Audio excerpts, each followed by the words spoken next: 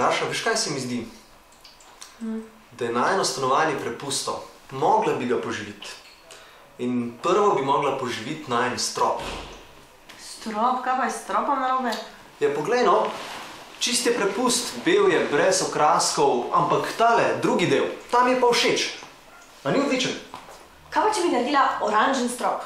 Ja, takšen, kakršen je tukaj, narediva čez celo sobo in vsako drugo kocko pobarvava na oranžno. Ne, kič. Ne bi bil kič, prav dobro bi bilo. Pa še takšne lučke dava okoli in okoli sobe. To bi bilo super. To mi je pa všeč, ja. Greva narediti. To je cool, okej.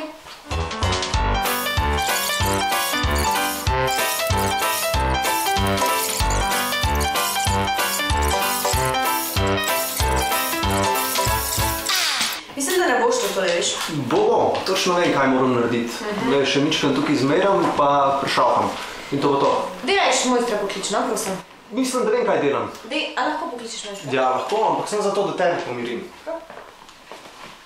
Ja, halo. Lepo zdravo, je to mojster Marko Kastelic? Ja, za suho montažo rabimo.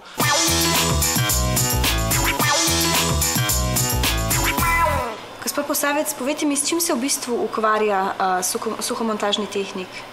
Izvajalec suhomontažne gradnje? Tako. Je, že ime samo pove, ne? Izvajalec suhomontažne gradnje. To pomeni, da se ukvarja z gradnjo brez nekega mokrega spajanja z malto, betonom. To se pravi, sestavlja elemente in sicer. Mi najbolj poznamo, ne vem, obdelavo mansard, to se pravi, dela predelne stene, oblaga stropove, oblaga stebre, stopnišča. Je pa tu zraven še pravzaprav vsa tista gradnja, recimo večji trgovski center je sestavljen iz samih suhomontažnih elementov. Nosilna konstrukcija so betonski stebri ali jekleni, potem pa se obdela do fasade, do fasadnih elementov, stopnišča, prostori, lokali, vse to je pa suhomontažna gradnja. Se pravi, da se naredijo elementi, stene, stopnišča z suho gradnjo. Samo vijačijo se skupaj, v nekaterih delih tudi pribijajo, v glavnem pa vijačijo na neko nosilno konstrukcijo. Kako pa poteka izobraževalni proces? To je poklicna izobrazba, pridobitev poklicne izobrazbe, 3 leta poteka in je to izobraževanje razdeljeno nekako na 3 dele.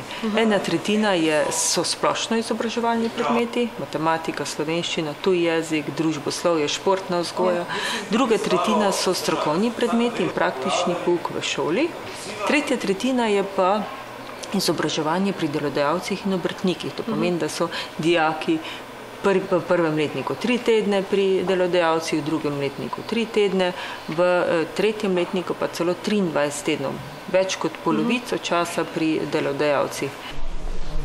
Kako pa izgledajo predavanja pri vas? Je to vedno v delavnici ali tudi v učilnici? Naša predavanja so pravzaprav deljena v 2 dela, in sicer teoretični in praktični del. Teoretični del se izvaja v učilnici pri meni.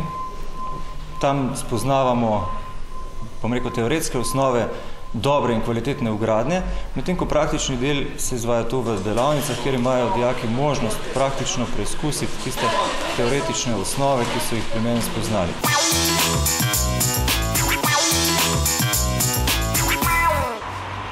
Dobar dan. Dobar dan. Samo, živijo. Marko. Daša, zdravo, mi da se klicala včeraj. Aha, spomnim se, ja. V 2 bi delali nek strop, ali kakor sem... Ja, tako je. Zdaj, je to kakšen tak gips, raven strop, ali... Ja, vedno bi v bistvu nekaj tazga, mislim, da je to, da se kocke postavlja, da jih lahko tudi potem pobarvava, lučke dava. Ja, to je pa dobro, da ste prišla, ker neka laična stranka ne pozna materijala, tudi zaporedja nekega, pa bomo pač se gli gor v prvem nastropju delamo, pa bomo vam pokazali, kako se to dela, no, pa... Super, ja, Gremo pogledati. Ja, vidiš, tako bi imela meda doma, a? Ja, samo da bi bil vsak drug kvadratek oranžen. Kako se naredi tak strop? Ja, to strop, prvič je treba dobro, da bi imeli arhitekta, da bi narisal, kako bi prišle razporejene, te plošče glede na prostor, pa kaj bi vse ta strop prišlo, od vseh inštalacij, kar pač potrebujete. Potem je pa treba popisati material, ki rabimo, vešala, konstrukcija, plošče, svetila, zvočnike, vse kar stranka potrebuje. Potem se pa po načrtu zastavi zaželena višina, pač z nekim laserji, določi, kje pridejo vešala, zvrta luknje v strop, montirajo vešala, sestavi to kovinska konstrukcija. Ko je enkrat konstrukcija narejena, se montirajo luči, zvočniki,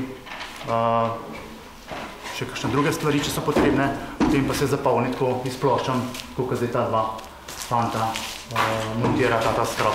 Ja, ni čudno, ne? Da medva doma nisva znala, ker rabiš neko predznanje očitno za tole, ne gre kar takole, ne? Ja, dej načrt, orodje, material, joj, ni tako to lahko uresničiti vsake zamisli, ne?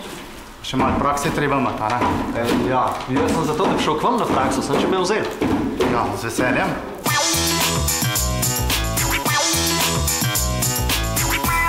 In kaj dijak zna po 2-3 letih šolanja?